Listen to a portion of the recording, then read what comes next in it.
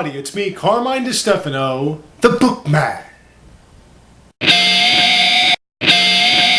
Back in 1987, Squaresoft, back then, created a role-playing epic called Final Fantasy, which was not released in America until 1990.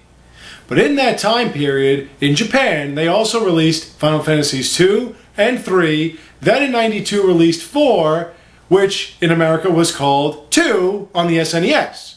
They also released 5 and 6, which again in America was called 3 on the SNES.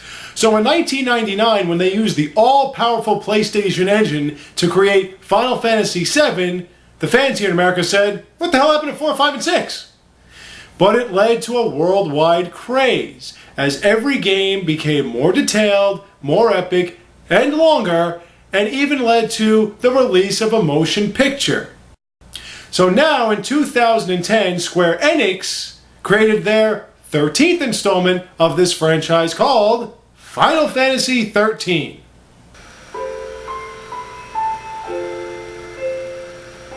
Since this game is extremely long, I'm going to go through it chapter by chapter over the next few weeks. All 13 chapters. So sit back, relax, and enjoy my 13-part review of Final Fantasy XIII, starting with chapter 1.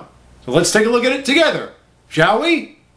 We begin in the world Cocoon, on a military train, taking anyone that had anything to do with a fallen fal'Cie from the world of Pulse, which is a living, monstrous mechanism, back to the planet below from whence it came. We meet there two of our main characters, Zaz and Lightning. That's an interesting name. Only one thing I can come up with when I hear that. Lightning. Anyway, Lightning. is a former soldier and Zaz a former pilot. Lightning. Weapon of choice is a gun blade, which uses as a gun and a blade. I'm sure Spoony would appreciate that. If you swing something this heavy, with such an inappropriate grip, all you gotta do is break your fucking wrist. I mean, does it have ammo? Do you need to reload it? What does the ammo do? And as you can tell, she is quite the looker. Nope, not gonna do it anymore. I promise from now on, I will not do that for a cartoon computer or anything like that. Promise, no more. She and Zaz fight themselves through the train and into a whole bunch of chaos, where they meet up with machines and soldiers and biologically engineered creatures. This is where we're introduced to the new fighting system. You control the leader, and the computer controls the other party members. But since we don't gain anything from this, let's just move on to the rest of the story. As Lightning. and Zaz are making the army blow shit up, we meet up with a group of teenagers with weird hair and machine guns fighting the governmental military down below. They're led by a man named Snow. Snow? You mean kind of like... Anyway, and his group, called Nora, fight through soldiers and machines themselves. He then meets up with Holy Moly. No, not gonna do it. You think I am, but I'm not going to. They meet up with two more main characters, Hope and Vanille. Hope being the son of this woman named Nora, who volunteers to help the Nora cause. After she saves, she's then caught in a blast and hanging by his grip. She tells to get him home and plunges to her death, right in front of her son Hope. That's gotta fuck you up royally. As that happens, our heroes Zaz and Lightning. are still fighting through the military to get to this large fal'Cie in the middle of the city. But now, Hope and Vanille must resist temptation. Just a computer. Whew. We find out during all of this that his motivation in fighting right now is to meet up with his beloved fiancée Sarah. Hope now wants to meet up with so he can extract some revenge. Vanille just thinks he wants to talk to him, so she helps him on his way. Lightning. and Saz have yet to reveal why they want to fight this monster known as the Fal'Cie, but they keep talking about it and keep fighting through.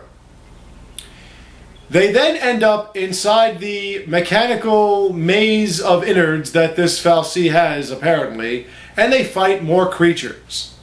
So now we get the long-awaited victory fanfare from Final Fantasy.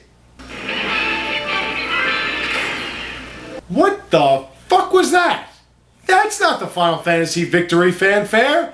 I've been playing Final Fantasy for almost 20 years, and there was one song throughout all the games I've played that they used to have whenever there was a victory. So you know what? Screw that. From now on, in this review, this is going to be the victory fanfare.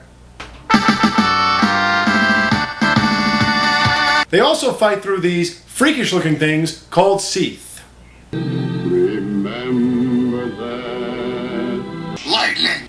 Gets to the main altar and meets up with her sister Sarah, who happens to be a Lousy, a minion of the Fal'Cie. Since the Fal'Cie comes from Pulse, Saz is ready to do away with Sarah until and the kids come along and stop this from happening. Sarah happens to be Snow's fiance, and Lightning ain't too happy about that. Sarah then tells them to protect Cocoon and goes into crystal stasis, meaning that she has fulfilled her purpose, or focus, if you will.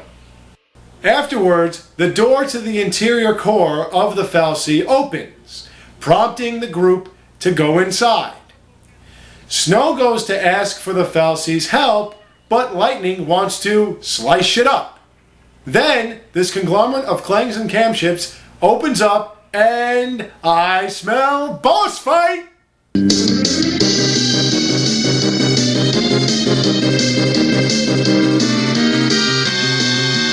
After they seemingly defeat this thing, the Fal'Cie then reveals itself, shoots out some tentacles that zaps them full of energy. It then crashes into the lake and turns everything into crystal. And that's pretty much it for Chapter 1. But stay tuned next week for Chapter 2. Until then, I thank you all for watching. I will have more for you soon to come. So stay tuned, take care, and have a great day.